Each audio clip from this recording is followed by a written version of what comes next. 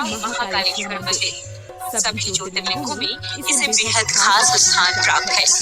कुल 12 ज्योतिर्लिंग है, जिसमें महाकाल को तीसरा स्थान हासिल है। महाकाल को उज्जैन का राजा भी कहा जाता है। धार्मिक मान्यता है कि किसी भी शुभ काम को करने से पहले महाकाल का आशीर्वाद लेना बेहद जरूरी है। शिप्रा नदी के तट पर स्थित उज्जैन को मंदिरों का शहर भी कहते हैं।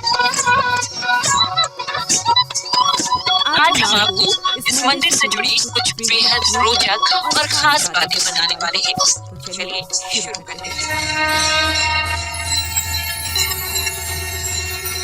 12 ज्योतिर्लिंगों में उज्जैन का महाकाल मंदिर एकमात्र ऐसा ज्योतिर्लिंग है जो दक्षिण भी है।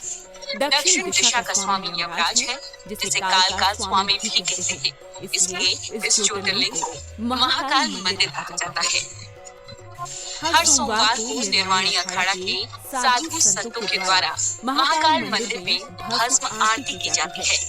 पहले भगवान महाकाल को ठंडे पानी से स्नान कराया जाता है। इसके बाद पंचामृत से अभिषेक होता है। पीपल के पत्ते, गोबर के कंडे, बेल की पत्तियों और पलाश को जलाकर एक भस्म तैयार की जाती है, जिससे भगवान महाकाल खास आरती होती है। उज्जैन के महाकाल ज्योतिर्लिंग के कुछ ही दूरी पर हर सिद्धि माता का मंदिर भी है।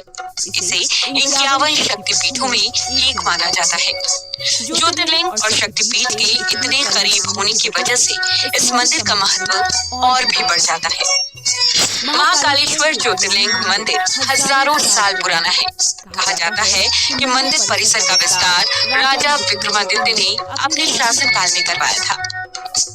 महाकालेश्वर ज्योतिर्लिंग 3 भागों में विभाजित है। निचले खंड में महाकालेश्वर, मध्य खंड में ओंकारेश्वर और ऊपरी खंड में श्रीनाथ चंद्रेश्वर मंदिर स्थित है।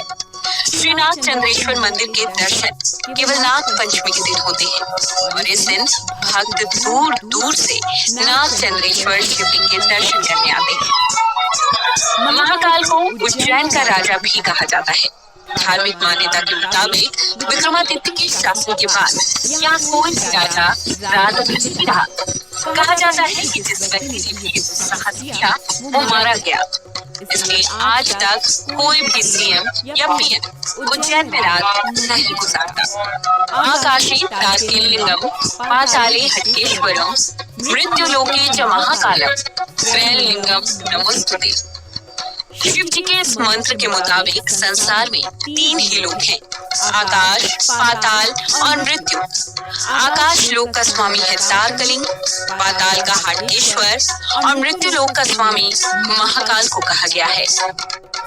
हर साल सावन के महीने में महाकाल की सवारी निकाली जाती है। कहा जाता है कि इस दिन भगवान महाकाल उज्जैन भ्रमण पर निकलने के लिए पालकी में सवार होते हैं और वो नगर भ्रमण पर निकल पड़ते हैं। महाकाल पालकी में शिप्रा नदी के तट से यात्रा शुरू करने के बाद उज्जैन भ्रमण कर वापस मंदिर में लौट आते हैं। महाकाल के गर्भगृह में माता पार्वती, भगवान गणेश और कार्तिकेय की प्रतिमा विराजमान है। भगवान श्री कृष्ण और उनके बड़े भाई बलराम ने उज्जैन में स्थित ऋषि सांदीपनि के आश्रम में शिक्षा ग्रहण की थी, जहाँ कृष्ण की मित्रता सुदामा से हुई। महाकाल मंदिर के दर्शन करने के लिए आने वाले भक्तजन ऋषि सांदीपनि के आश्रम के दर्शन करने जरूर जाते हैं। तो ये थी कुछ खासियत महाकाल। अगर आपको ये रिपोर्ट पसंद आई हो तो आप हमें कमेंट कर जरूर बताएं।